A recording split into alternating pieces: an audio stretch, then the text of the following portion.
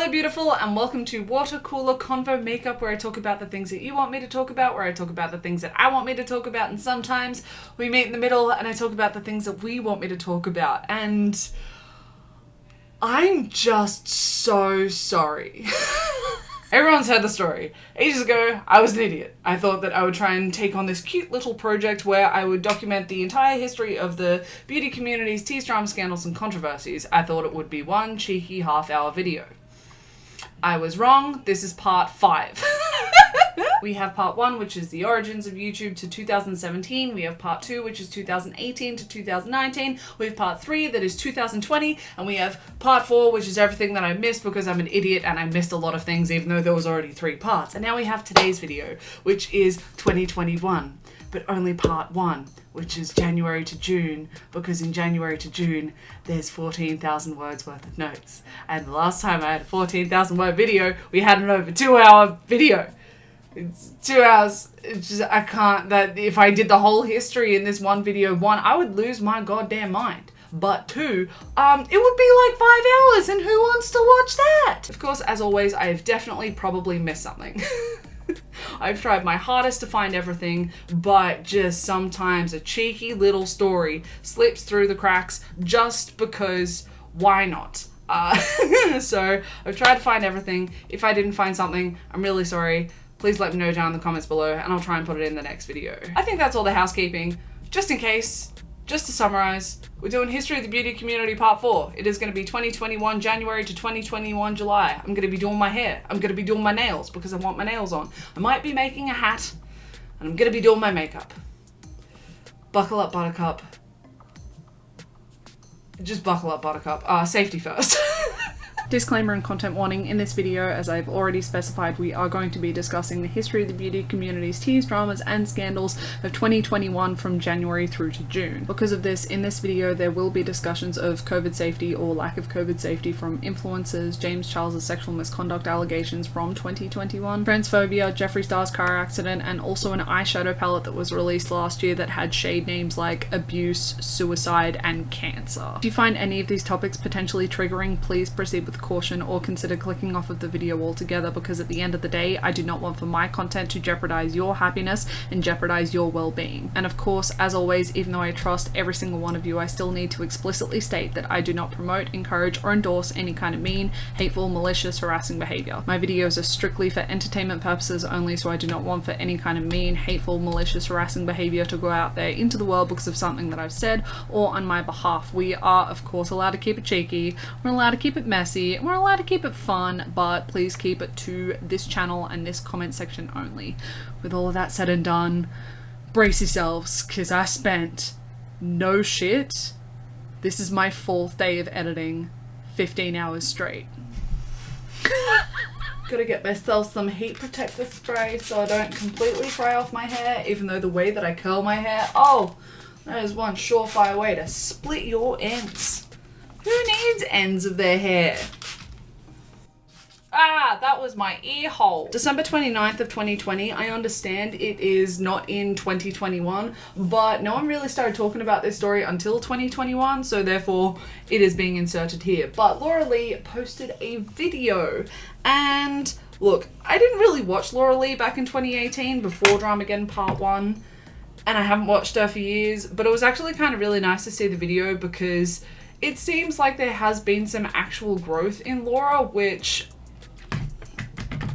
I always love seeing a cheeky bit of growth. I love some cheeky character development. It's beautiful. From my understanding, this was a few videos. It wasn't just one video, but it was Laura cutting through her makeup collection. She was tossing out all the stuff that was expired, all the stuff that she just didn't use anymore, and really that is something that I myself should be doing. I'm not going to, but I should do it. At about the 30-minute mark of the first video, she got to the Morphe drawer and she started cleaning out the Morphe drawer, and she just specifies that she no longer has a business relationship with Morphe. She specified that it's a completely different company now, that there are so many different people now, so all of her friends that were working for, in, and with the company no longer work there, and because of that, she can now move on happily. It wasn't this overall like, ooh, hot tea bitch kind I'm so sorry. It wasn't that kind of tone to it. It was just like a, here's where I am in my life, and Morphe and I are no...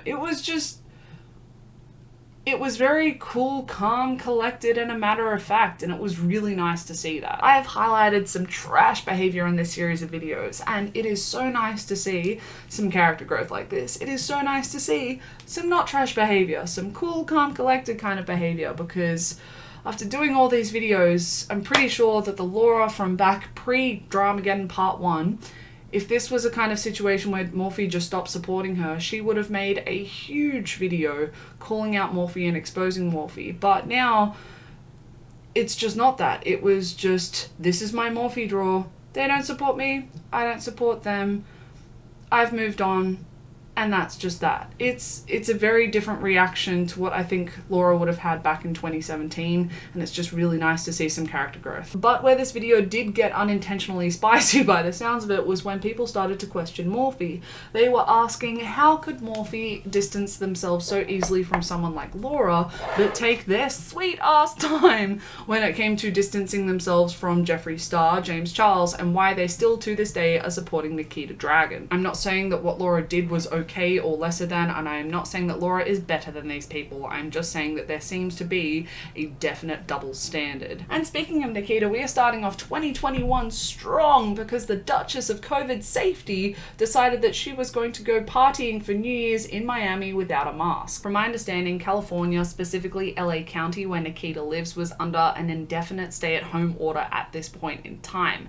But Miami, Florida wasn't, which meant that for New Year's people could party. Nikita, of course, isn't the only social media influencer that shows such a lack of empathy and remorse, jeopardizing other people's lives for the greater good of their own fun, but in my personal opinion, she definitely has the most amount of evidence to suggest that her fun, wealth, and level of iconicness is above the lives of other people. Genuinely, if tomorrow I found out that Nikita Dragun was texting while driving, hit someone, killed them, didn't even realize that she hit someone and killed them and drove off, and then when she found out, her response was, oops, I wouldn't be surprised. Especially when you consider that throughout the pandemic, Nikita has been called out heavily for 1, not socially distancing, 2, not wearing a mask at all, or 3, wearing a mask that is just a spit guard, but also just having a active, intentional level of ignorance when it comes to COVID safety. And this time was no different. People were angry, people called her out. She, from my understanding, said nothing,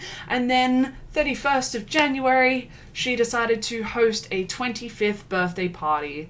Chock-a-block, full of influencers, but it's okay because she had rapid antigen tests at the door. There was quite a few things wrong with this situation that Nikita got called out for. The first and biggest, from my understanding, the party was hosted in LA. As I specified before, there was an indefinite stay-at-home order, so that was just, it's Nikita's birthday.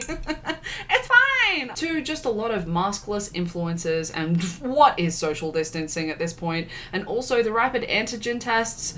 1, people are already walking up to the place and standing in line for the rapid antigen tests, like, without masks and no distancing, so if they come back positive, everyone walking up with that person and everyone around getting rapid antigen tests, it just, like, having it at the, people are still,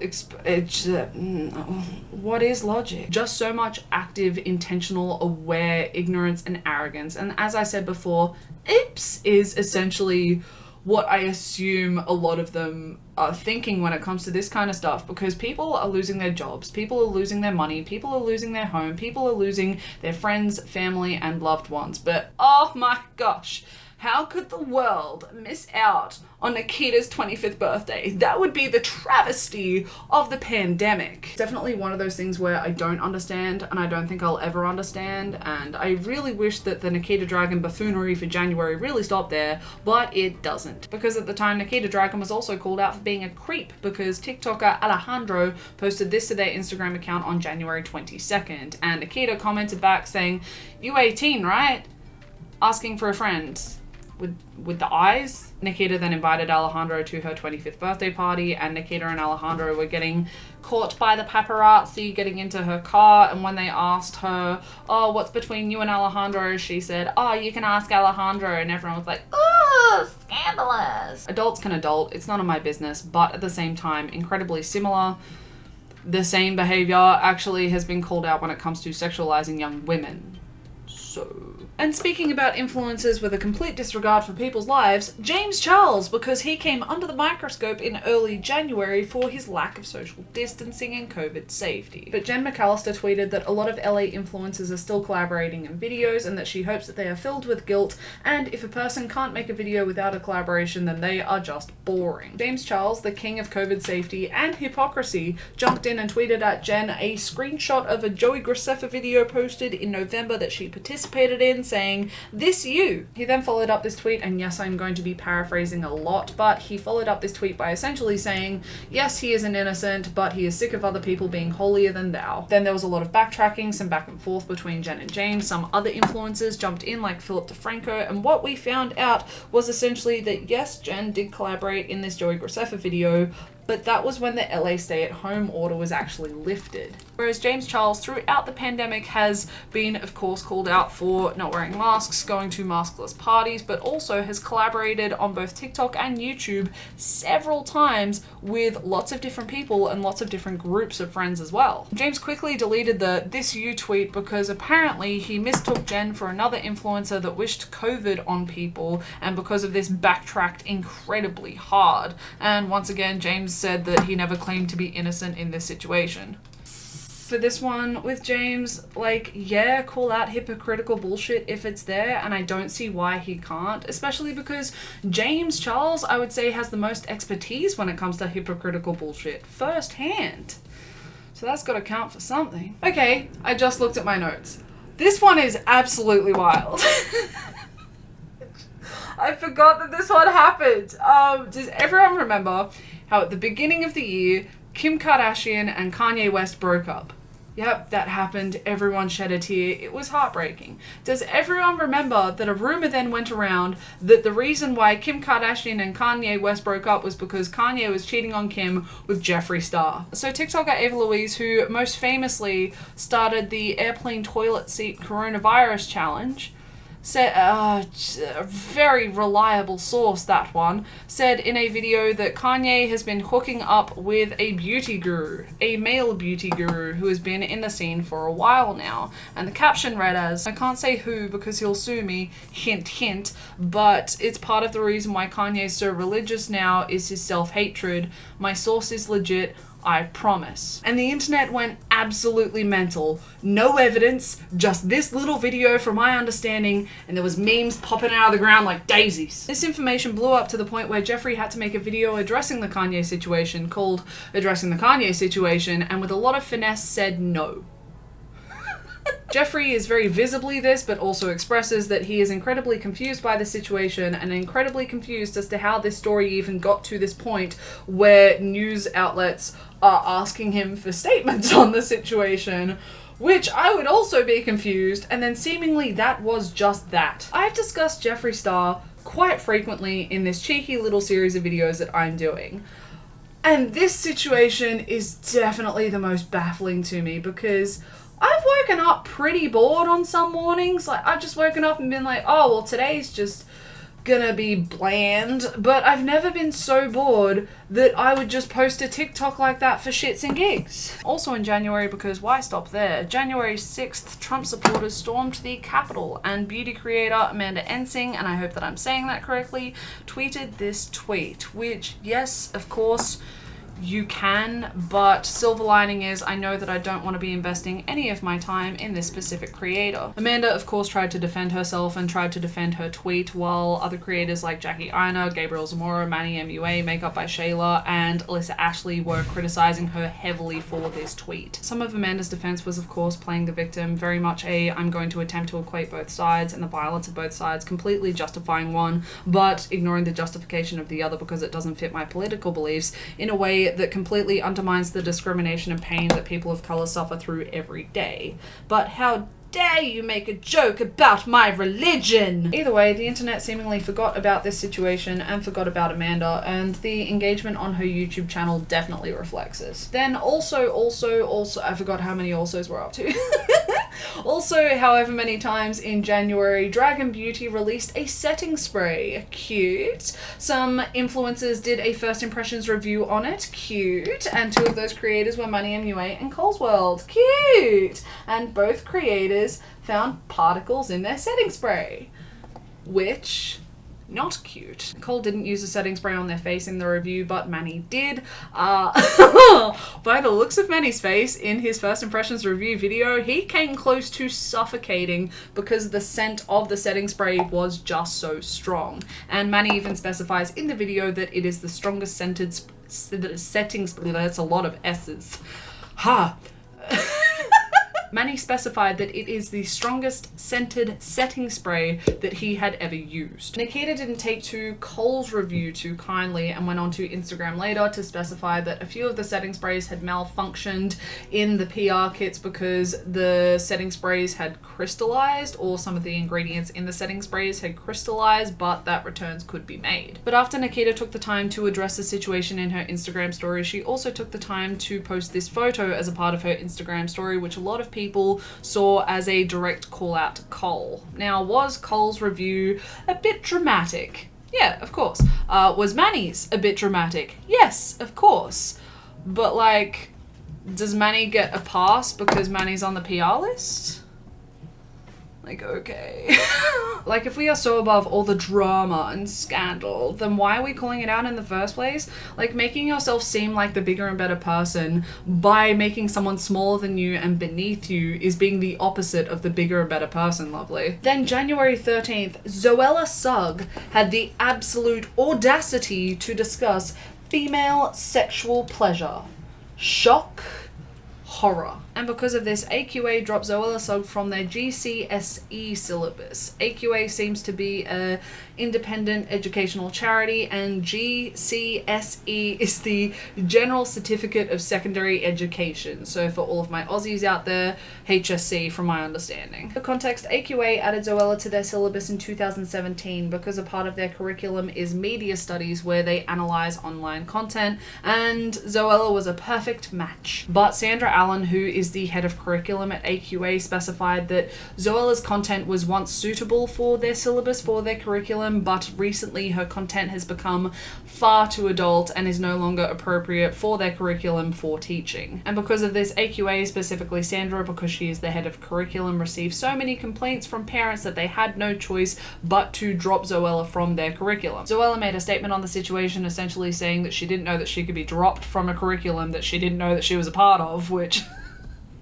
is fair. But also that Zoe has grown up, and so has her audience, and because of this, her content isn't aimed at teenagers. But at the same time, the conversations that they are having on the Zoella website, especially the ones about women's bodies, isn't something to shame. And because of that, Zoe and her team aren't ashamed of talking about it, which more than fair, and I am behind them 100%. This story definitely isn't something that I expected to ever read when it came to Zoella.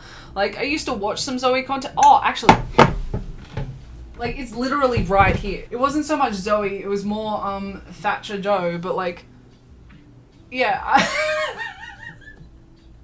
I never thought in my life, after watching some Thatcher Joe content and watching some Zoe content, enough that I wanted to buy one of their hoodies. And still, it's a comfy hoodie. Don't judge me. It's a comfy hoodie. But I never thought, whilst watching their content, that I would be making a video years later specifying that Zoe is no longer included on her curriculum because she talked about female masturbation.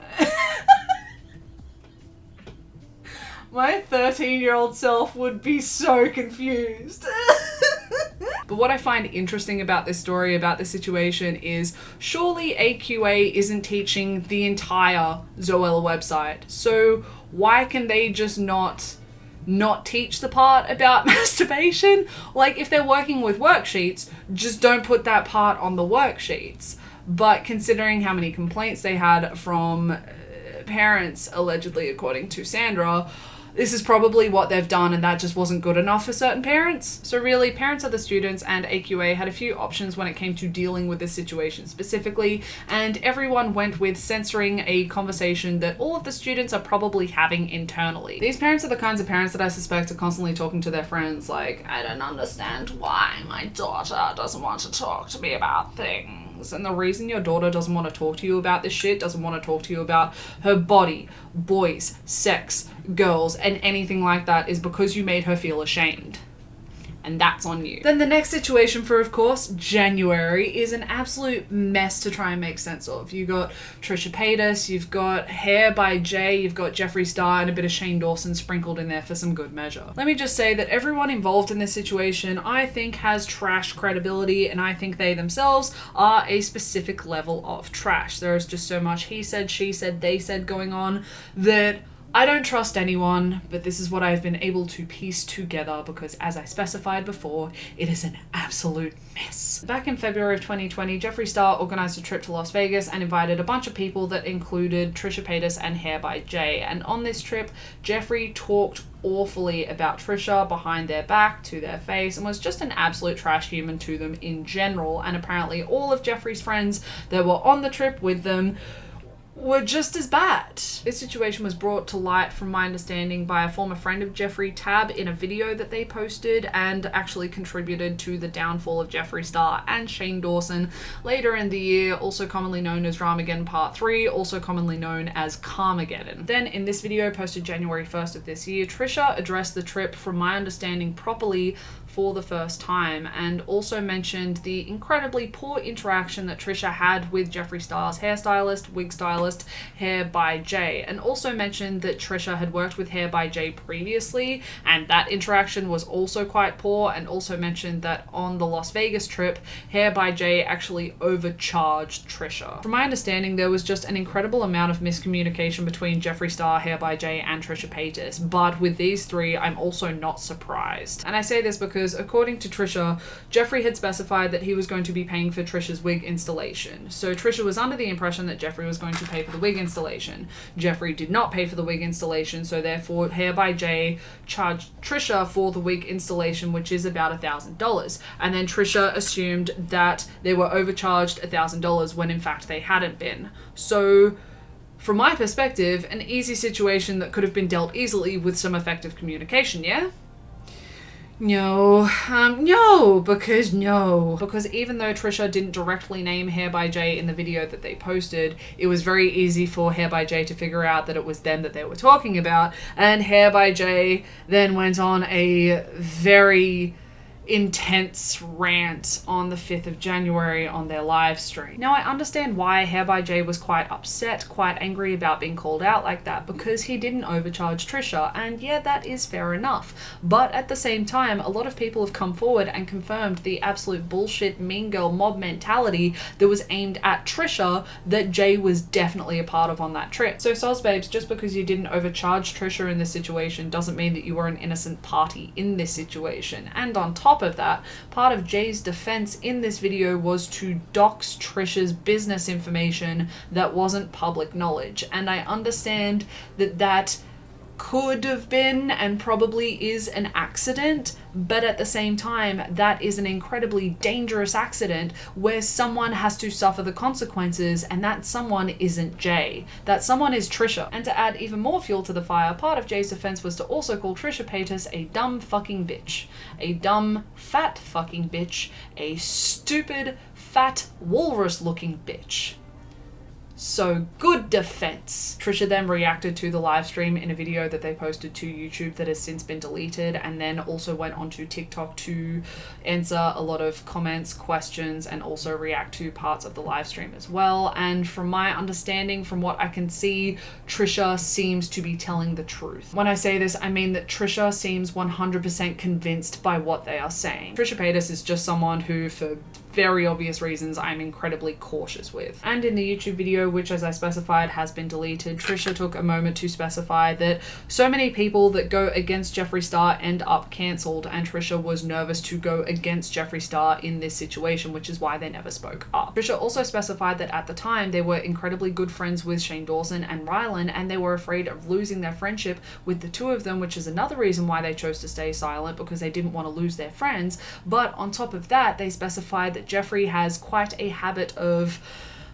maliciously manipulating people financially, and because of that they also didn't speak up, which fair. So I understand in this situation why Trisha hasn't said shit, because Trisha has not hesitated in the past to say whatever is on Trisha's mind. In this situation, they didn't, and those are some pretty decent reasons. Jeffree then took to Twitter to specify not to bring him into old shit that he has tried to reach out to Trisha for, but Trisha never accepted this and never responded. Trisha then clapped back, saying that if he didn't want to be a part of the situation, then why is he letting Hair by Jay speak on his behalf in the live stream? Which, watching the live stream, there is definitely some phrases that Hair by Jay did use that did pull Jeffree into it. He was definitely speaking, whether intentional or not, he was definitely speaking on the behalf of Jeffree. So yeah, maybe clarify if you actually stand by those statements. Like, if it was just Trisha in this situation talking about Jeffree, I can understand where he's coming from, but it wasn't just Trisha in this situation talking about him, so I don't understand where he's coming from. And then Jeffree does what Jeffree does best, which is convince the world that he is above it all and tap out of the conversation as the bigger and better person, which,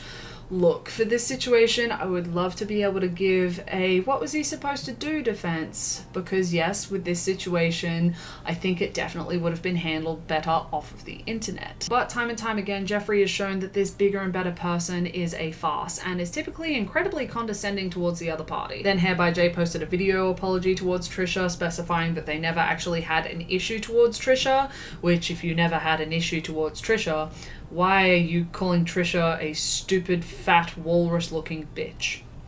Incredibly loaded for no reason, but whatever. Trisha then followed up specifying that they are glad that Hair by Jay issued an apology, but that Hair by Jay is still shady as shit, and that Jeffree Star is a manipulative, condescending butthole.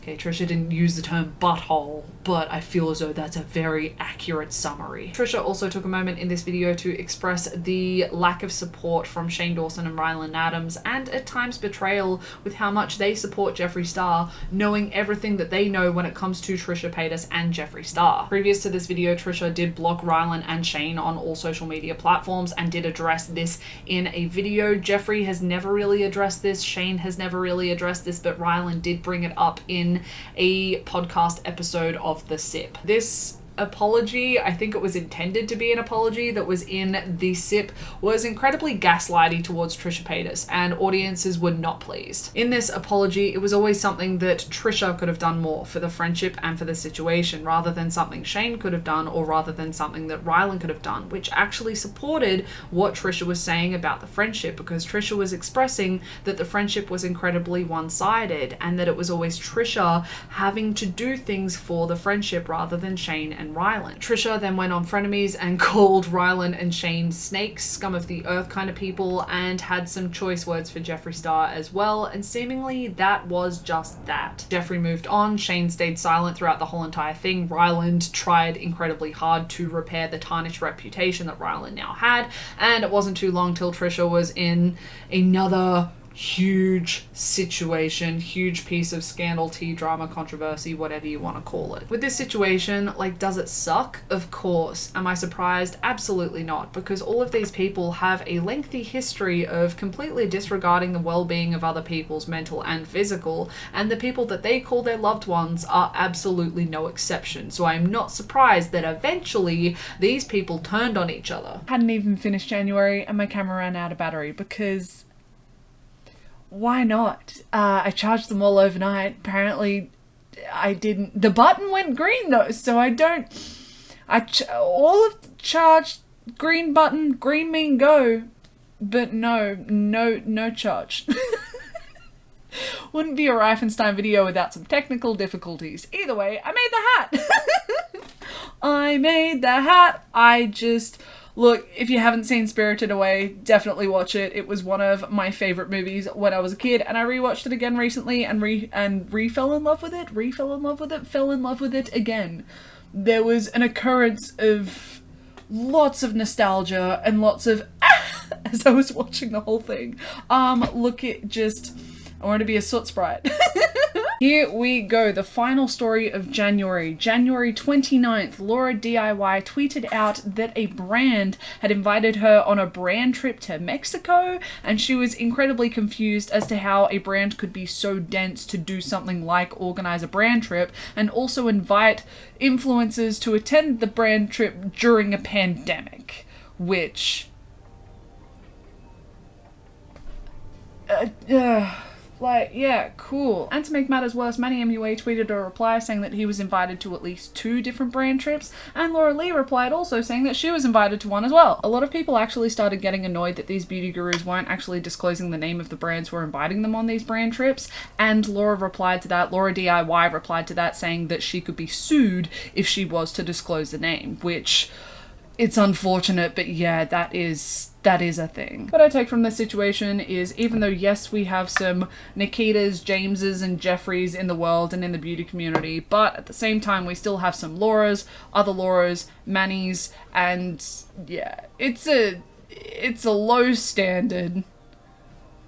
But it's a standard. To kick off February, we have the one, the only Jaclyn Hill and Jaclyn Hill Cosmetics. So a basic rundown for Jaclyn Hill Cosmetics is up until February of this year, the company had only released the lipsticks, which went super duper well, and also the highlighter collection. And then February 4th of this year, they decided to announce that they were releasing Valentine's Day mystery boxes, which ranged from about $25 to $65, which cute, love that. And it wouldn't be a mystery box if they didn't leave the items in the box a mystery. And unfortunately and unsurprisingly, people were incredibly confused by this launch, by this release, because Jaclyn Cosmetics had not established any kind of good reputation in the makeup industry yet, so why would customers trust a mystery box? Why would customers spend their money on a mystery box when at this point the makeup is known for mold? But to give credit to Jaclyn, as soon as she saw this reaction from the audience, she jumped onto her Instagram live and actually showed what was going to be in those mystery boxes, because she agreed with everyone that, yeah,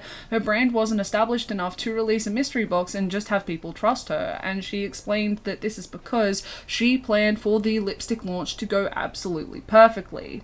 And it didn't, and because of that, the schedule that was planned for Jaclyn Cosmetics got screwed up. And unfortunately, because of this, there was supposed to be other launches between the lipsticks, highlighters, and mystery boxes, so that these mystery boxes would make sense, and so that people would be able to buy these mystery boxes and be able to trust the mystery boxes. But that just didn't happen. So she jumped onto her Instagram stories and showed off what would be in the mystery boxes, but still in a way where it wouldn't ruin the entire mystery, so that she could establish a trust between her and her customers, which great, dope, love that for Jaclyn. Some people compared it to Patrick Starr's one-size-fits-all makeup brand and weren't too pleased about that comparison. Some people just still weren't trusting of the mystery boxes and still weren't trusting of Jaclyn Cosmetics, which sad but makes sense. And from what I could see in the Instagram stories, the collections looked cute. Each of what was going to be in the mystery boxes looked really nice, and from the reviews I saw online of it, it did seem to be a mixed bag of opinions, but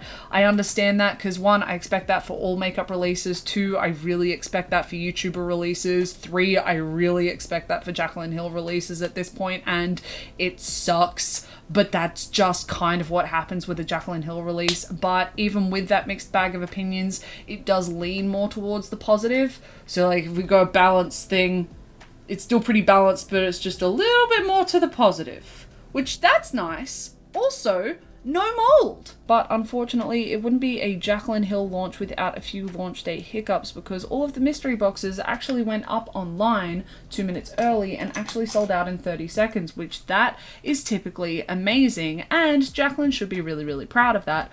But there was such a small amount of units when it came to the mystery boxes that a lot of people didn't actually get a mystery box. People were actually in line with items in their cart, and then they would get to the checkout and the item would no longer be available. Some people were even still in the checkout waiting to purchase the items that they wanted to purchase, while Jaclyn Cosmetics announced on their socials that they had actually sold out of all the mystery boxes, which, like, amazing, but also incredibly frustrating for the people that couldn't get what they wanted to get. Oh, maybe blue was a bad idea. I think blue was a very bad idea. Oh, I used the wrong brush. No! Fans of Jaclyn and Jaclyn Cosmetics were incredibly frustrated and upset by the situation, which, yeah, I get it, because yes, Jaclyn and Jaclyn Cosmetics must have understocked all of the mystery boxes, because if they didn't, then people wouldn't have been missing out. But at the same time, this was such an odd launch, and there was such a lack of trust between Jaclyn Cosmetics and its consumers that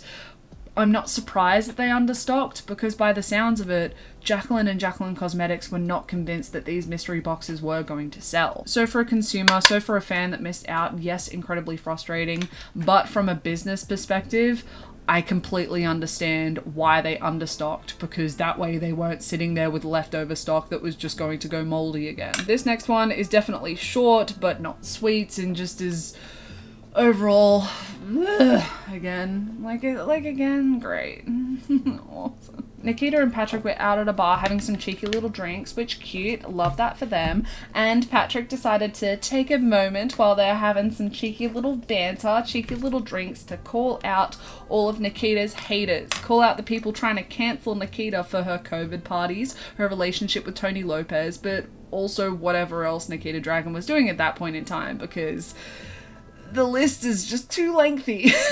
In this lovely rant, Patrick also takes a moment to cuss out all of the people that criticize influencers for going out and partying and not wearing masks, and then aggressively dangles his mask attached to his wrist. Previously, Patrick Star had been called out for his COVID safety, or lack thereof, including his attendance at Nikita Dragun's birthday party, where him and Tana Mojo decided to Snapchat themselves licking each other's tongues. There was also the TikToker parties that he attended last year and didn't wear a mask, and then there was also the party that he hosted in December, where there was once again a lot of influencers and people didn't wear masks. So really, this rant definitely came across as Patrick Star complaining about how inconvenient the internet is to his life. People started to assume that this was Patrick Star attending Jeffree Star's School of Marketing, where you get yourself into a cheeky bit of controversy just before a product drops, that way your name is circulating round and therefore your makeup line is circulating round. Because really, one, when was the last time you heard of someone talk about Patrick Star? And two,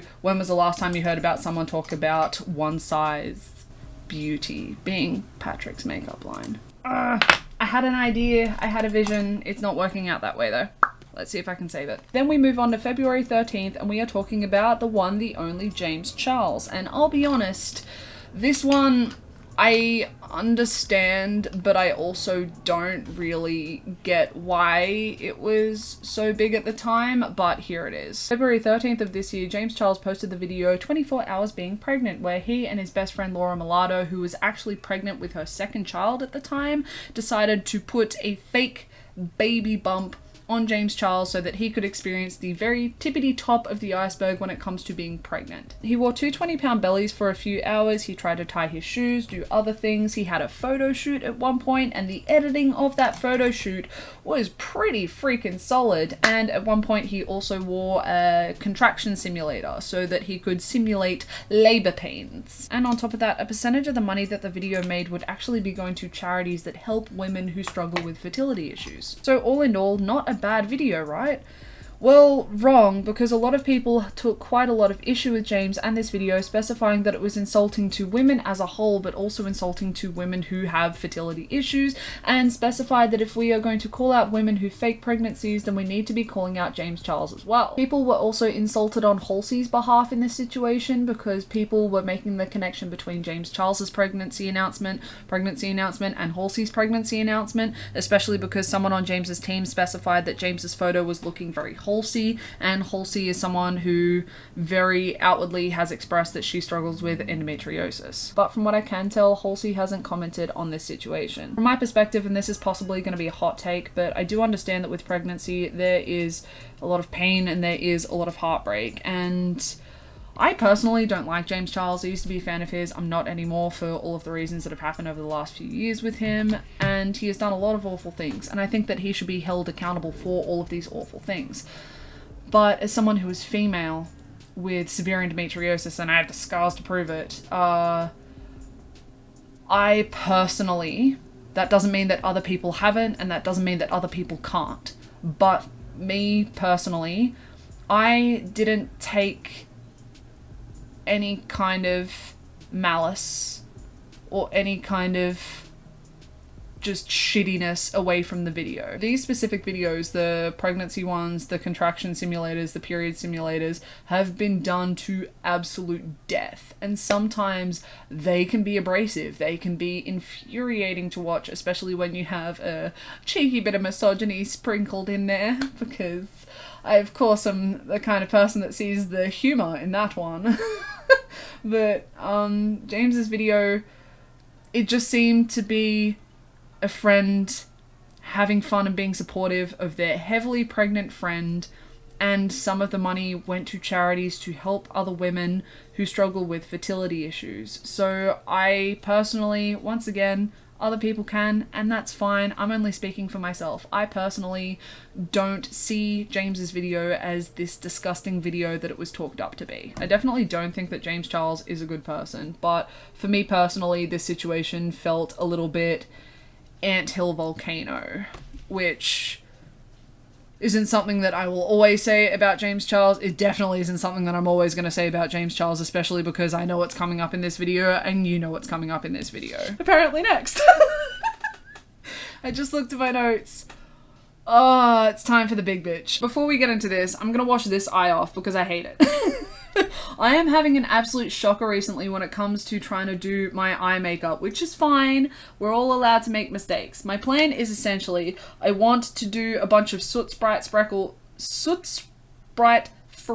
to match my soot sprite beret, and I wanted the eyeshadow to match the cute little star kind of things that you see them dancing with at one point, but the colors are just getting really muddy. I was a bit too adventurous, and that's fine. So we're gonna wipe that off, and we're gonna put the pink base down, and we're gonna go from there. Everyone's allowed to make mistakes. I'm just making a lot of them in a lot of different videos very recently. Before I go on with this situation, I don't classify it as tea drama, scandal, or controversy because these are serious accusations and absolutely vile behavior. But it is definitely the biggest, for lack of a better phrasing, story that happened this year, the biggest situation that happened in the beauty community this year, so to not have it in this video, there would be a crucial part missing, even though I don't think it is tea, drama, scandal, or controversy. February of this year, a 16-year-old uploaded a video to TikTok specifying that James Charles had added them on Snapchat and proceeded to have a sexually charged conversation, which included sending and soliciting nude photos. The 16-year-old provided evidence that their age being 16 was available in their TikTok bio, which means that it was freely available for James Charles to see. The 16-year-old's video unsurprisingly went viral, and James did not hesitate to jump onto Twitter to make this statement. The way that I read this statement is, that isn't what happened. I didn't know. He had ulterior motives. This isn't the first set of false allegations. I'm not victim blaming. I'm not playing the victim. I'm just giving context. Then two other people came forward, both being underage. The first one explained that the conversation was sexually charged, and by the sounds of it was pretty intimidating because they found it hard to say no to James because they were actually a fan of him and they also looked up to him. The other was an unidentified anonymous Twitter user who specified that they were 17, that the conversation wasn't sexually charged but definitely flirty, and James was very aware of their age. Then what made things worse for James is that a clip from the podcast Impulsive, hosted by Logan Paul, started circling around again. In this podcast that was posted July of 2020, where James would have been 22, just for context, James explained that his type was younger, so 18 to 19 or 24 max, with a younger personality, and that James is incredibly mature for his age. His mental age is like 40. His maturity age is 40. Which for a lot of people, this phrasing was an absolute choice. The internet was definitely split at this time, but there was a lot of people who were defending James. A lot of people were specifying that the first person lied about their age to James, that the first person obviously set James up so that they could take screenshots of their conversation and make them public, and that James stopped talking to them immediately when James found out that they were underage. But a lot of the internet highlighted that it was completely within James's power to double check the age of the 16-year-old, to look at their bio, and yet he didn't. And they also highlighted that this is not the first time that James has had a set of allegations like these come against him, and because of this, there seems to be a pattern of behavior being established for James when it comes to his sexual and romantic courting. But James has also expressed multiple times that he likes to date young, and he has quite a history when it comes to messaging and interacting with fans, both romantically and sexually, a person who is already at a disadvantage in the the power dynamic, which is also incredibly concerning. In these sexually charged fan conversations, James had the power, and looking at the screenshots and looking at his apologies, from my perspective at least, he knew this and he knows this. Either way, during this time period of all of these people coming forward, James posting that one thing to Twitter and then the rest of the internet battling it out, James was still posting to YouTube, to TikTok, as if nothing was going on. At this point in time, James hadn't addressed the entire situation. He'd addressed parts, but he hadn't addressed the entire situation. Yet he was posting on all of his socials, TikTok, YouTube, as if nothing was happening. For example, the Elf Chipotle collaboration video that Trisha Paytas and Ethan Klein took a lot of issue with, which I 100% understand that. And to add even more fuel to the already raging fire, James Charles won a Kids' Choice Award for Best Male Social Star, which, hot diggity, damn, that's a choice. But at least someone was listening, because a representative at YouTube actually confirmed to Variety that James Charles would not be returning as host of Instant Influencer. For those who don't know, Instant Influencer is just a makeup competition very similar in concept to Glow Up. Then April 1st of this year, James Charles posted his accountability video that has since been deleted, because as we all know,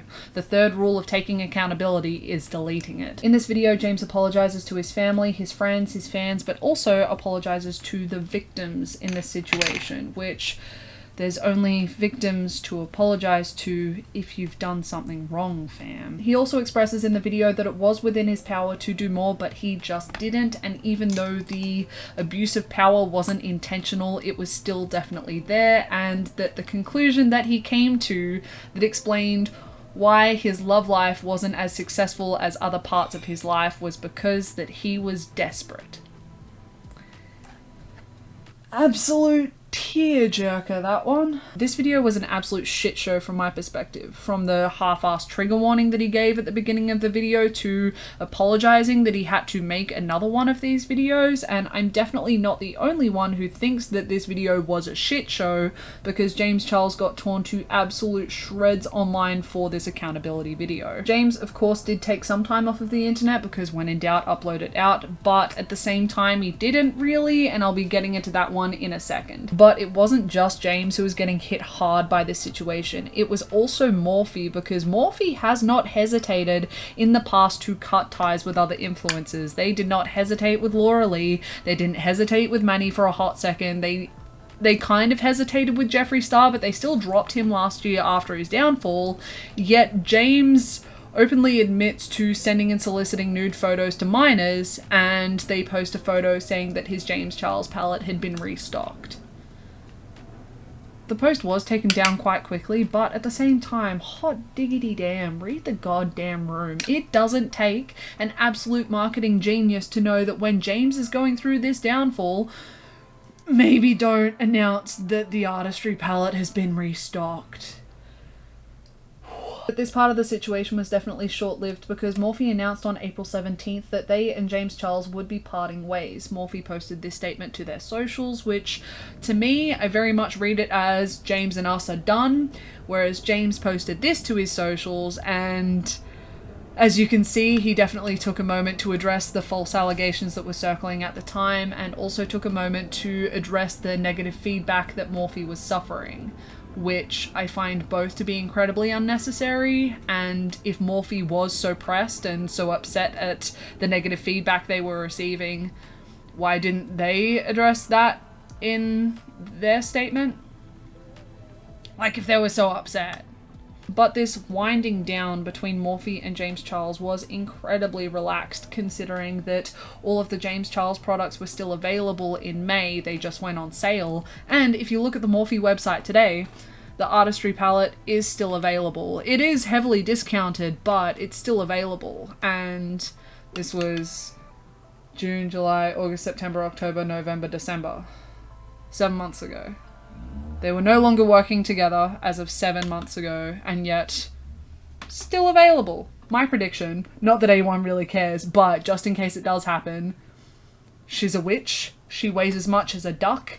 What I think is going to happen is that next year Morphe and James are going to announce that the artistry palette is coming back, but they are stupidly going to do it around the same time as this cancellation, like around the anniversary of this cancellation of James Charles's, and people are going to be pissed because why would you...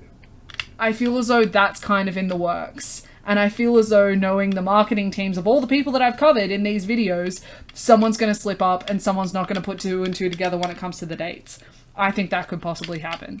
I don't know how pleased I would be with if that happened, but I think that's, at this point, I think that's definitely on the cards. I wouldn't be surprised. Either way, even though Morphe was no longer supporting James, James still had quite a lot of supporters, and I don't just mean fans, I mean other influencers. Of course, we had the D'Amelios and Noah Beck, but we also had Gabriel Zamora. On Gabriel's podcast, he specifies that he doesn't think that James fits the classification of a pedophile because he isn't actively seeking younger men to romance and date, which...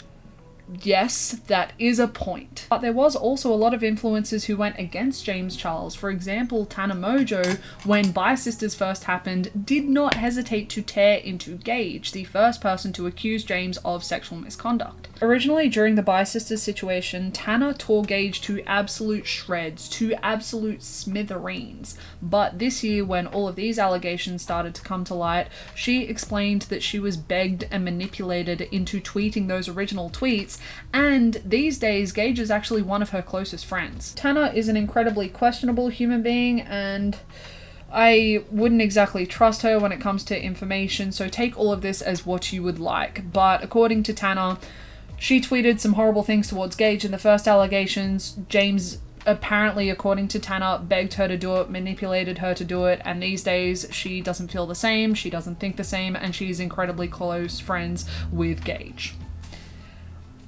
I feel as though my brain is just mush, maybe I need another coffee. Around this time, Chris Clemens also spoke about his personal experiences with James Charles on the Elle Mills podcast. He discussed a phone call that he had with James. On the podcast, Chris explained that Chris was the first friend to pick up to James when James was telling everyone about him receiving the CoverGirl campaign. And in this phone call, James expressed that he was incredibly excited to be on the same level as Zendaya and Katy Perry, which, yeah, fair enough. But the way that Chris explained this in the podcast, it came across as incredibly shady, and a lot of the internet wasn't pleased with this part of the podcast. Because James has done some absolutely awful shit over the years, including this set of allegations and also his complete disregard of COVID safety. But being excited about a CoverGirl campaign and being excited to be a part of a CoverGirl campaign that Zendaya and Katy Perry were also going to be a part of, that's just not, like, I would probably cry and shit myself at the same time if that was ever me. I think his reaction is incredibly fair enough. There's a lot of things to judge James Charles for. Being excited to be a part of that campaign, I wouldn't say is one of them. The internet thinks that Nikita's statement of "cancel me as many times as you want, at least my show's still running," is a cheeky little shade thrown towards James Charles during all of this, which, as I will be discussing later, became a huge thing, but like, that's the piece of shade you want to use to help promote your show? Like if that's intentional, that's a choice. But also in May, a behind the scenes look at Bella Porch's music video for Build-A-Bitch came out, and in that video you can see that James Charles was supposed to be a part of Build-A-Bitch, but when you go back and watch Build-A-Bitch, he's not there, so seemingly he's been edited out. Neither party has specified anything about this edit, but I think there are lines that everyone is reading the same between.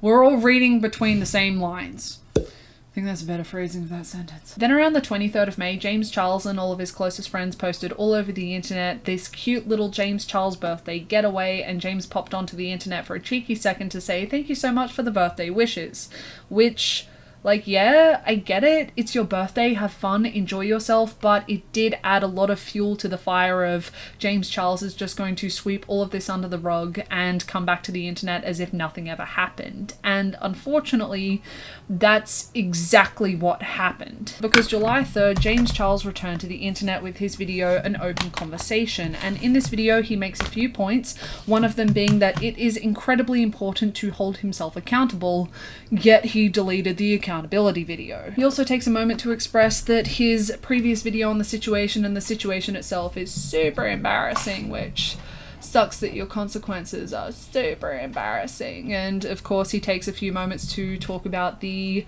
lies and the fake stories and fake allegations that are coming out, and talks about how damaging those fake allegations and fake stories and lies are in serious situations like this, yet doesn't take any moment in that video to discuss the true stories that he admitted were true in his previous video that he has now deleted. I'm pretty sure I discussed this in my video discussing James's comeback video, but I think it's incredibly stupid for one, but also just gross to one, talk about how important accountability is, but delete the accountability, and then in the only video that remotely discusses the situation that he was a part of, talk more so about the fake stories, the false allegations, than the ones that he admitted were true in a video that was taking accountability that he has since deleted.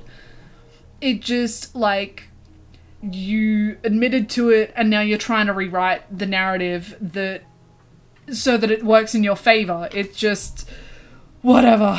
Just the world makes sense again, I guess. He also expresses that the statement of he was desperate was not supposed to be an excuse but an explanation, and if that is the case, there was some mighty poor phrasing. And to top it all off, because James had not yet rubbed enough salt in the already festering wound, he took the last 10 minutes of a half-hour video to discuss how important the vaccination was and how much fun he'd had in his absence from the internet and at his birthday. And as I specified in my I Thought They Were Cancelled video, but also on my video covering James Charles's comeback video, I assumed that James was going to be going with the when in doubt, upload it out apology cancellation blueprint. Get into a scandal, apologize for scandal, take a month or two off of the internet, come back, either address the scandal or don't address the scandal, and then just post as if nothing ever happened. And this is exactly what James has done, and he's still getting millions of views per video. So I guess this starts a potentially concerning conversation of if James can, for lack of a better phrasing, survive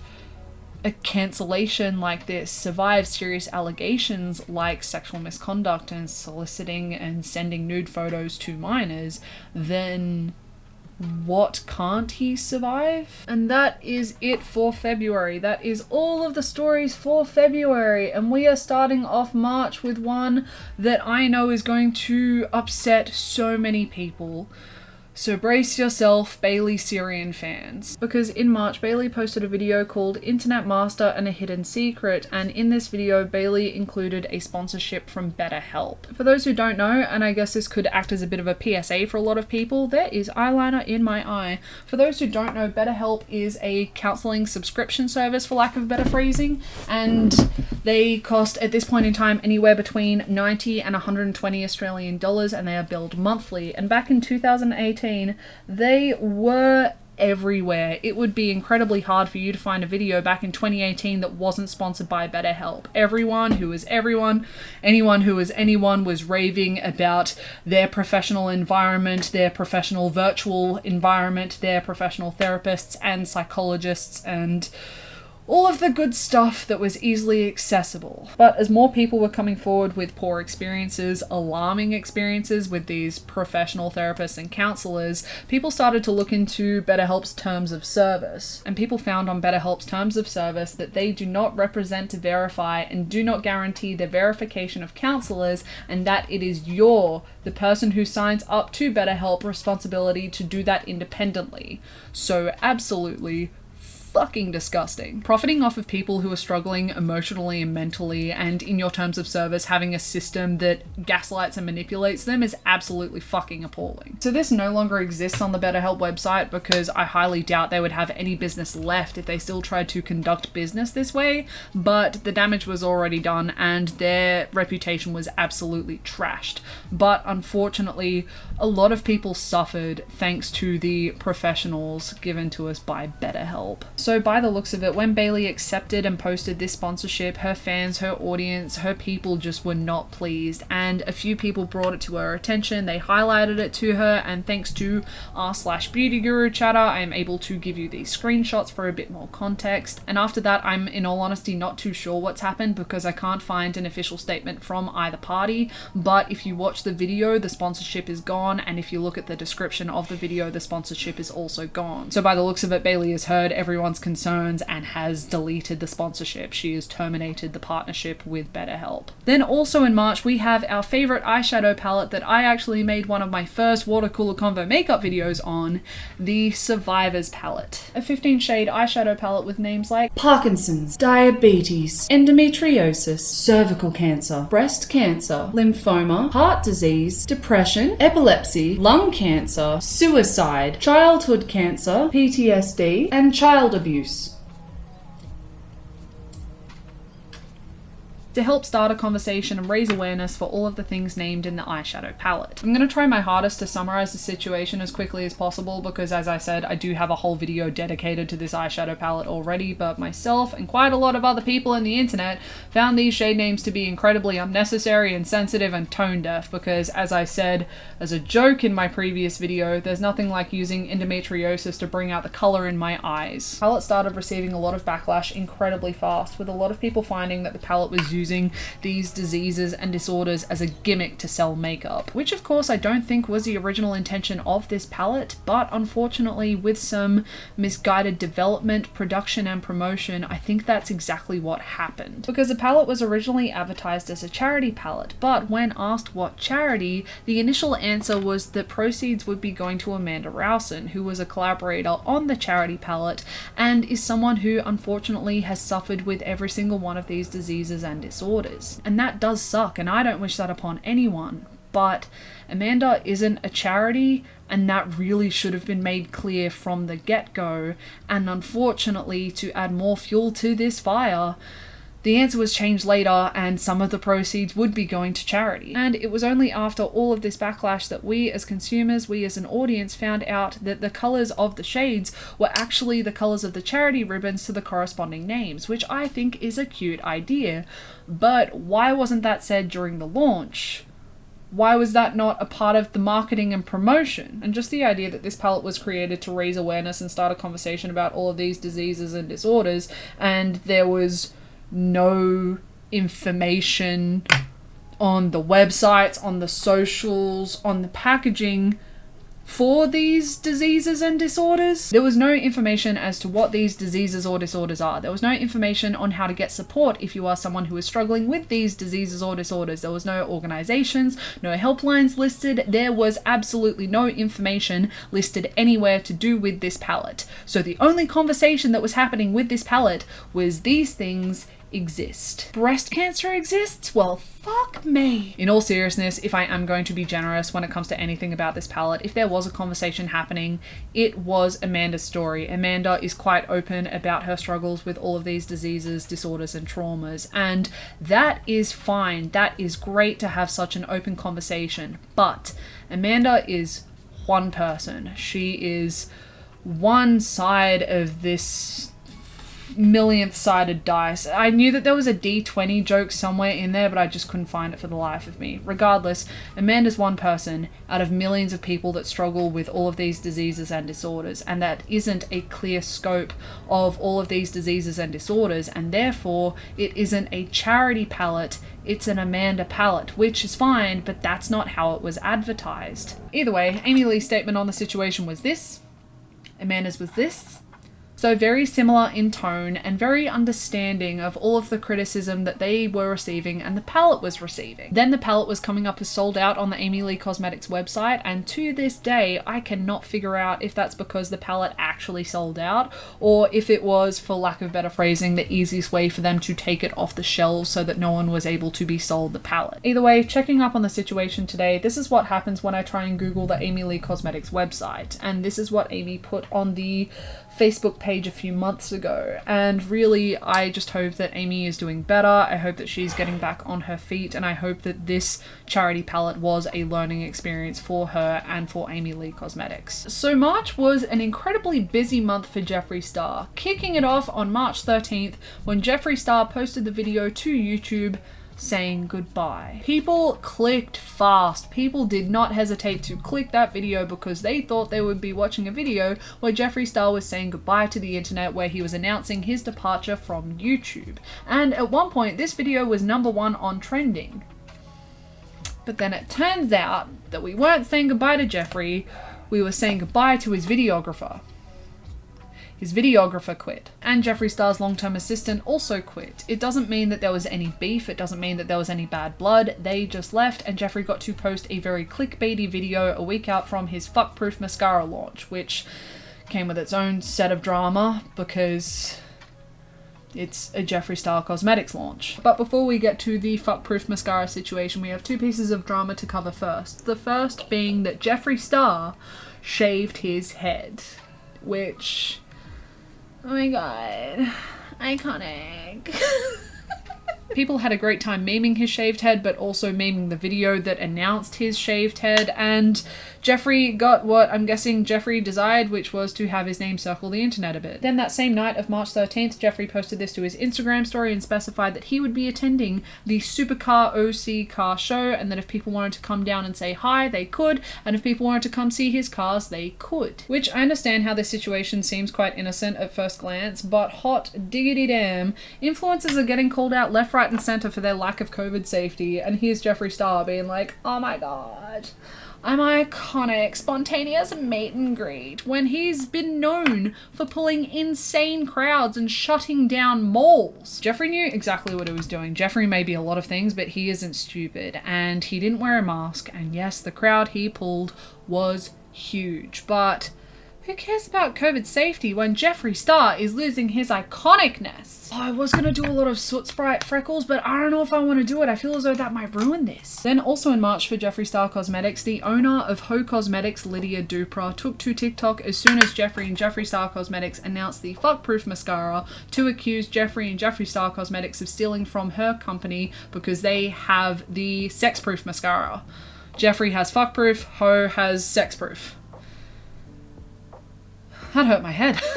From what I can see, Jeffree has said nothing on the situation because from what I could see, he had no need to say anything on the situation because everyone sided very quickly with Jeffree on this one. Thing is, I can definitely see where Lydia is coming from in this situation. I can definitely see how she got to this line of thinking because you have Sexproof, Fuckproof, there are similarities there, but also the color scheme that she uses for her company is the exact same color scheme that Jeffree used for the Fuckproof mascara. So even though it may not be the case, I can see how she got there. But sex has been a tool used for selling mascara for weirdly quite a while now because Too Faced had the Better Than Sex mascara, but Urban Decay had Sexproof in their tagline for their Troublemaker mascara. Jeffree even reviewed this Troublemaker mascara on his channel with a very scandalous and iconic video. Jeffree even had the trademark for Fuckproof around the time that Ho Cosmetics launched their Sexproof mascara, which definitely is a weird coinky-dink, but it doesn't mean that it was stolen. And personally, with all I know and see from Jeffree and Jeffree Star Cosmetics, Jeffree is definitely the kind of person who is constantly searching to be, oh my god, iconic. And being raunchy is one of the ways that he has managed to be iconic. For years. And at this point, sex has been so overused to sell things. Sex has been such a utilized marketing tool at this point that it's lost its sparkle, it's lost its iconicness. So Fuckproof is definitely something that I could see Jeffree Star in 2019 losing his absolute mind over, just frothing at the mouth over, because it's just so much more hardcore than sex, and it's just so much more iconic. So do I understand why this situation is a little bit too close for comfort for Lydia? Yes, 100%, of course. Do I think this idea was stolen from her? No, I don't. I think it's just another example of Jeffree not growing out of high school emotionally. Then also in March, we have someone who I have talked about quite frequently in this series of videos, but not yet in this video, and that is Kylie Jenner. Yay! Welcome to the party. Because in March, she had this photo on her Instagram story and had a link to her former makeup artist's GoFundMe. Ooh, former makeup artists GoFundMe. Samuel unfortunately needed surgery after he had a horrific car accident and his family was trying to raise the funds through the GoFundMe. Kylie at this point in time had donated $5,000 to the GoFundMe, but the internet was not pleased. Because Kylie is a self-made billionaire and she could have paid for the entire surgery herself and it would have affected her pocket absolutely nothing. And at this point in time, the GoFundMe goal was $60,000. Kylie then jumped back onto Instagram after all of the backlash to clear a few things up, and she specified that at the time she donated the money. The goal for the GoFundMe was $10,000, but it was sitting at $6,000, so she donated $5,000 so that it could meet its goal and more. And that she posted the original photo just in case her fans wanted to share, support, or donate too, and that her and Sam at this point in time didn't actually have a close relationship, but she still wanted to help. So this one I think is definitely a bit of a weird situation, but a situation that has definitely worked out for the best because Sam has posted to their Instagram since all of this happened and they are seemingly doing well, so a lot better since their surgery, since their car accident, which is fabulous to see, and the beauty community has just moved on from it. I definitely think in this situation Kylie's intentions were good and what she did was a very nice thing, but I think that the raising of the goal limit for the GoFundMe definitely made it look like Kylie was begging her fans for money during a pandemic when she could easily spare the money, which is a weird vibe. It's not the intention, but I can see where people found that conclusion. I don't think I'm making sense anymore. And of course, we can't finish off March without another clash of egos on everyone's favorite social media platform known for clashing egos, Twitter. Because when you think clashing egos, do you not think Twitter at this point? So March 28th, Def Noodles posted a screenshot to their Twitter account showing Nikita's announcement for her second season of her Snapchat show, saying, "Cancel me as many times as you want, at least my show's still running." Also, a cheeky bit of shade thrown at James Charles, as I specified earlier in the video. Trisha Paytas saw this and decided to respond to it, saying, "On Snapchat." Ouch. Somehow just so bland but so savage at the same time, and I kind of enjoy that. Nikita took quite a few days to respond to Trisha's ultimate burn and then decided to respond to Trisha in a set of tweets on Trans Visibility Day being March 31st. Then Trisha responded with this, and quite quickly the situation developed into just a shit fight at a zoo. Nikita was called out for this, Trisha was called out for this. This story, this situation was just an absolute brain melt for me to try and figure out and just try and push through, because I don't think I've been exactly subtle about my opinions, but Nikita Dragun as a person, I think is trash.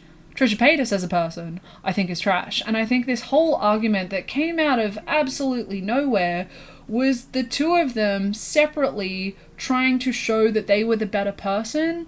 And if the way that you were trying to show that you were the better person is just by proving that you were better than Trisha Paytas or Nikita Dragun, damn, aim higher. But using real shit as a way to make their arguments seem more valid, seem more concrete, using marginalized groups and the pain suffered by marginalized groups as either a shield or ammunition depending on what tickles their fancy at the time. Either way, two little extra info nuggets on this situation. Nikita Dragun thought that during this argument would be the perfect time to accidentally announce that an announcement would be coming on April 7th to announce her Netflix show.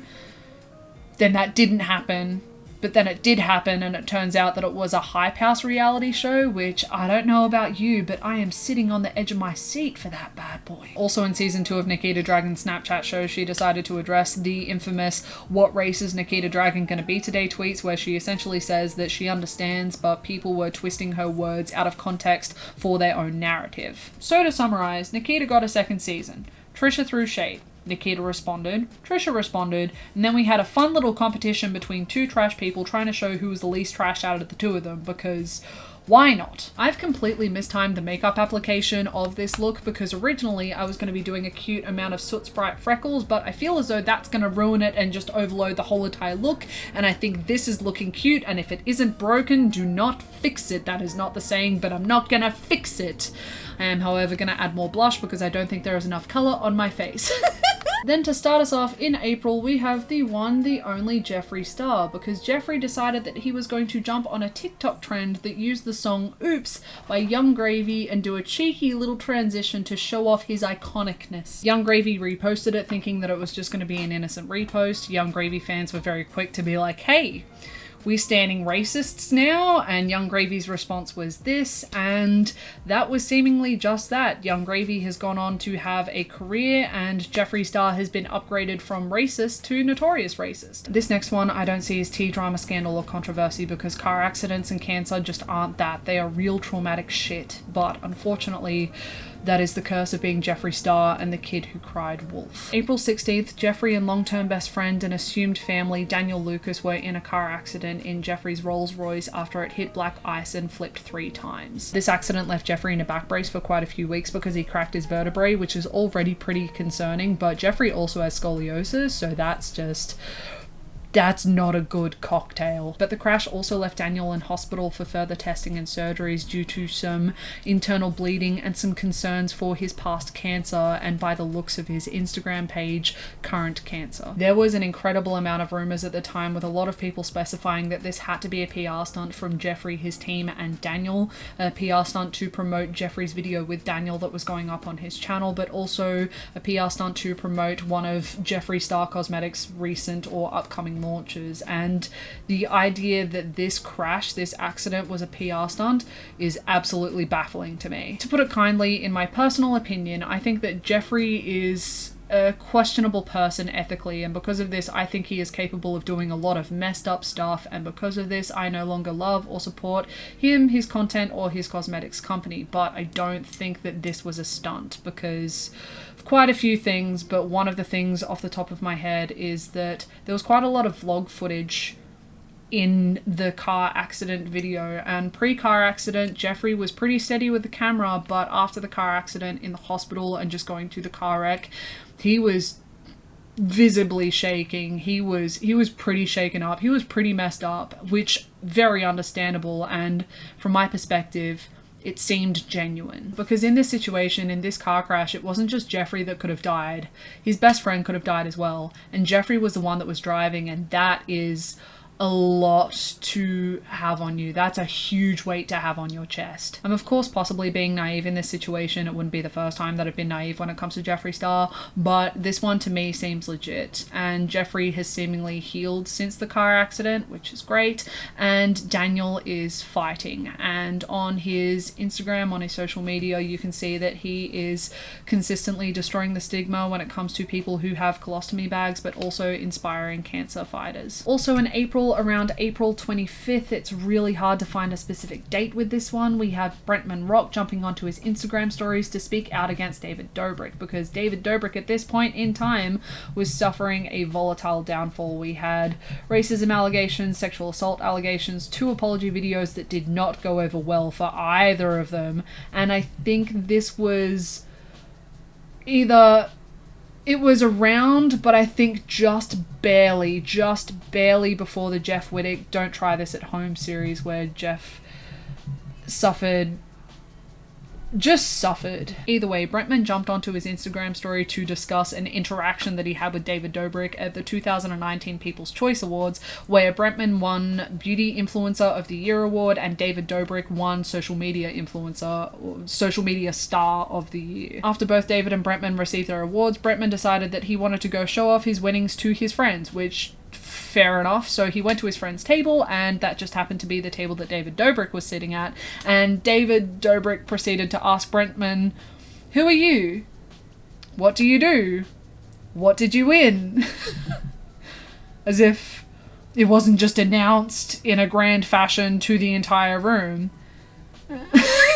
In the Instagram story, he further explains that Bretman very publicly expressed on social media that his dad had actually passed away the day before the People's Choice Awards, and no one had ever made him feel as small and as irrelevant as David Dobrik did in that moment. And now, just a few years later, David is being called out for racism as well as sexual assault allegations that he filmed, edited, and posted, and just the overall cult vibes of the Vlog Squad. And months later, Bretman is doing incredible. I just saw something to do with him and Lizzo on TikTok, which, yes, get it. And David Dobrik still has an incredibly thriving career. Then also however many alsos we're up to in April, we have James Charles once again because he is being sued by a former employee. The complaint was actually filed in March of 2020, but it wasn't really brought to the public eye until April of 2021 when James was absent online. Kelly Rockline, and I hope that I'm saying that name correctly, was terminated by Sister Sister LLC, which is James's company,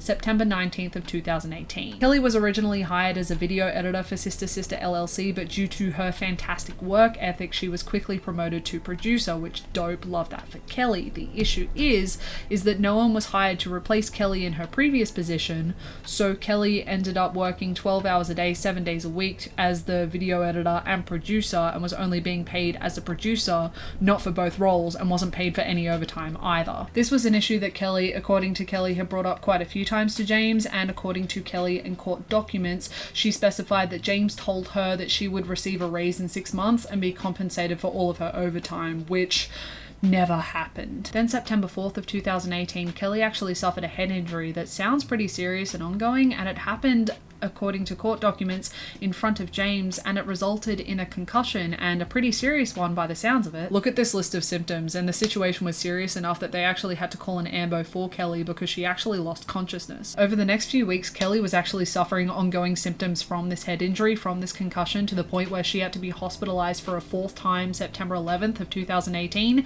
and the doctors actually instructed that she take a week off from work just to recover because she still hadn't actually recovered from the head injury. Then, according to court documents, while Kelly was dealing with all of this, James had a few moments of being a very stereotypical employer and expressed that even though he wanted to be Kelly's friend, her health isn't a reason for an upload not to go up.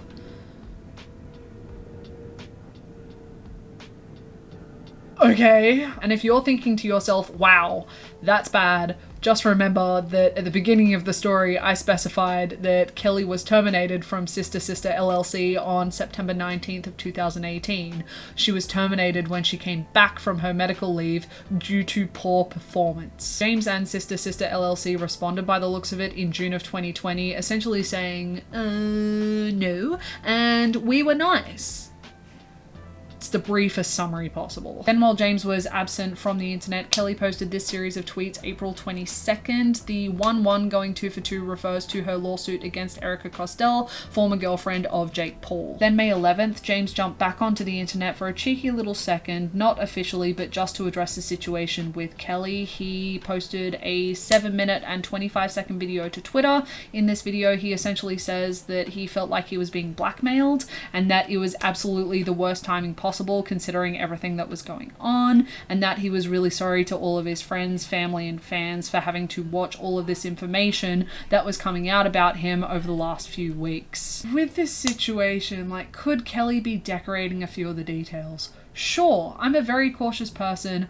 Is it a possibility? Yeah, I don't think it's what's happened. I don't think she's decorated anything, but I guess, yeah, it's a possibility. But in this situation, what's a definite is that James could have done more. It was within James's power to do more, to make the situation better, to lessen the situation and lessen the fault that was just inevitably going to be falling on him. So James in this situation is not innocent, and once again, this is just James not taking accountability for his poor attitude, his poor behavior, and just not taking accountability for being James Charles at this point. Either way, from the looks of it, and your girl isn't a lawyer, so I don't really understand what's going on entirely, but the situation between Kelly and Sister Sister LLC is yet to be settled, and by the looks of it, Sister Sister LLC is really trying to drag out this whole entire thing, but also Lawsuits just in general, from my understanding, take a long time. But it probably isn't bothering James because financially he is still doing incredibly well and his career is still thriving. Now, this is where I feel as though, I know as though, I've definitely most probably missed something because I could only find one story for May.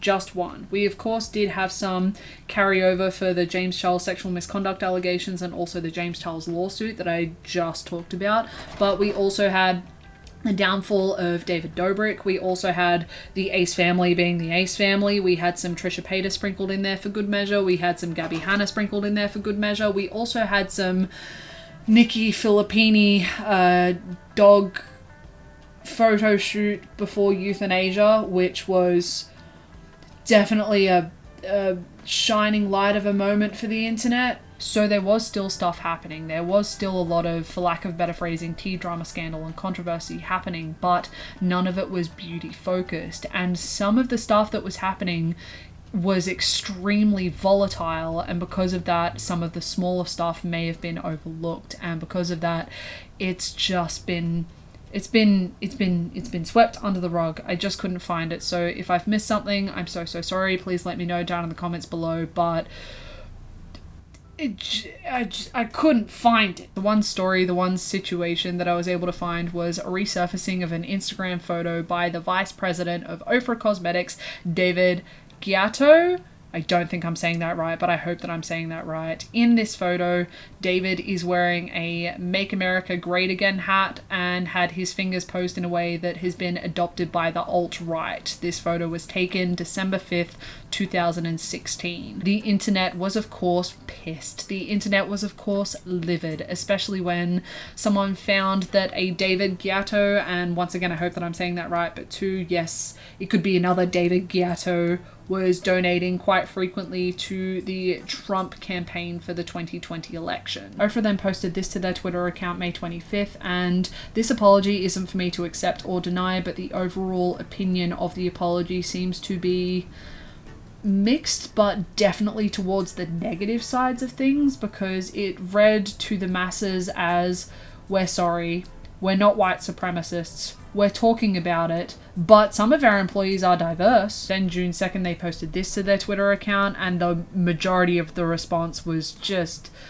not good, which essentially says that David and Ofra are stepping away from their leading positions at Ofra, but nowhere in that statement does it specify that they are stepping away from the company entirely. So David and Ofra are still a part of the company in some sort of capacity and are still profiting off of the company. Also, according to Kevin James Burnett, an Oscar-winning makeup artist, David was actually replaced by his daughter Kareen, who is allegedly the person that made Kim Tai feel nothing more than a consolation prize when it came to Nikki Tutorials' collaboration with Ofra. Nikki Tutorials, I would say, is the most influential affiliate and collaborator that Ofra Cosmetics has, and when she found out about all of this, she posted this to her Instagram account, and from the looks of it, she hasn't done any further collaborations with Ofra, but all of her previous collaborations are still available on the website, but this could just be because of contract, but I'm still a little suspicious, as your girl said before. I'm a little cautious. Manny MUA is the next largest and I would say second most influential affiliate and collaborator of Ofra Cosmetics, and when he found out, he addressed the situation in a Get Ready With Me video, and he specified that he was shocked and disappointed by the news, and specified that this does indeed open up a conversation of, if you are supporting Ofra Cosmetics, are you indirectly supporting Trump? But after talking with the Ofra Cosmetics team and seeing that David and Ofra were stepping down from their leadership roles, Manny decided that he wasn't going to de-affiliate yet. He was just going to see what happens, but as of a video that Manny posted December 2nd, he still has his Ofra Cosmetics affiliate code in his descriptions of his videos, so I would say that he chose not to de-affiliate. That is it for May, and to start off June properly, we have Bretman Rock taking to TikTok to correct people who are specifying that the reason he was bulking up and not wearing makeup was to fit a beauty standard. Bretman corrected these people with quite a lot of Bretman Bretman finesse and specified that he doesn't climb 2 mountains a day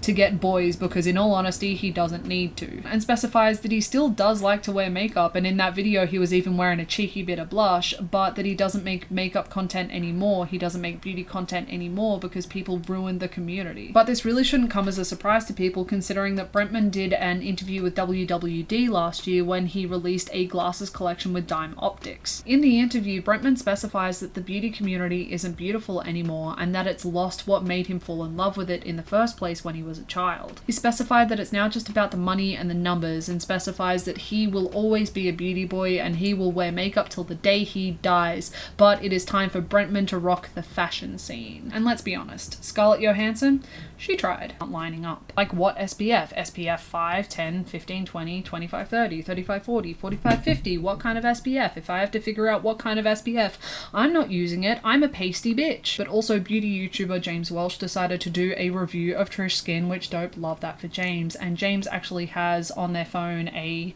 SPF camera, a sunscreen camera. As I've said a few times in this video, your girl's cautious, so do consider user error and just also faulty technology. But when it comes to SPF and SPF cameras, it's supposed to come up black.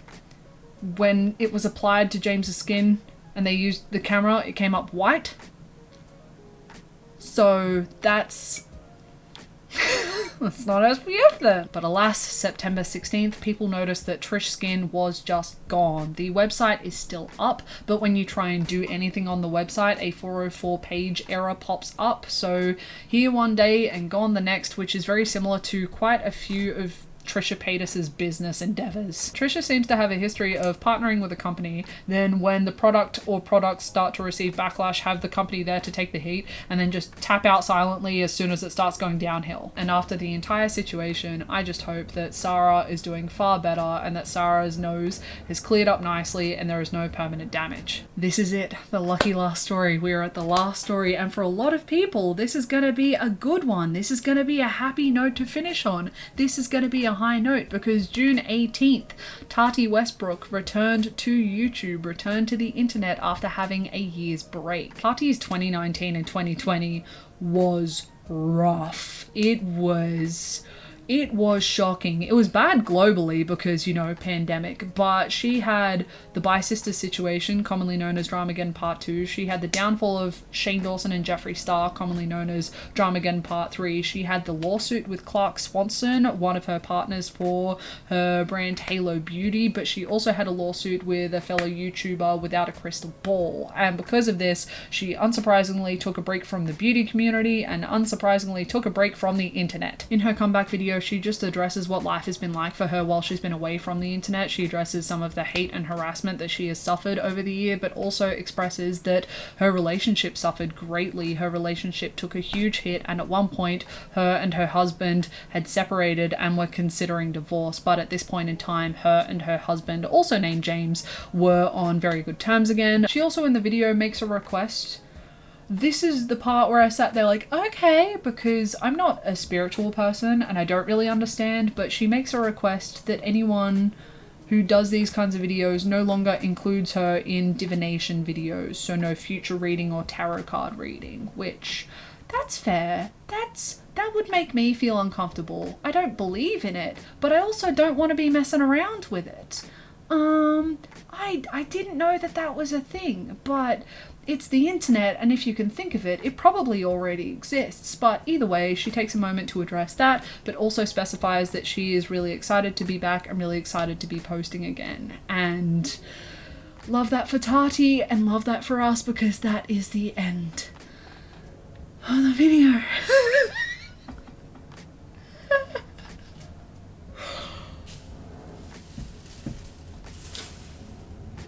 My brain is always mush when I finish these videos, and I always have a brief little moment to myself where I think, wow, how naive and stupid I was when I thought to myself, documenting the history of the beauty community is only going to be one cheeky half-hour video now, isn't it?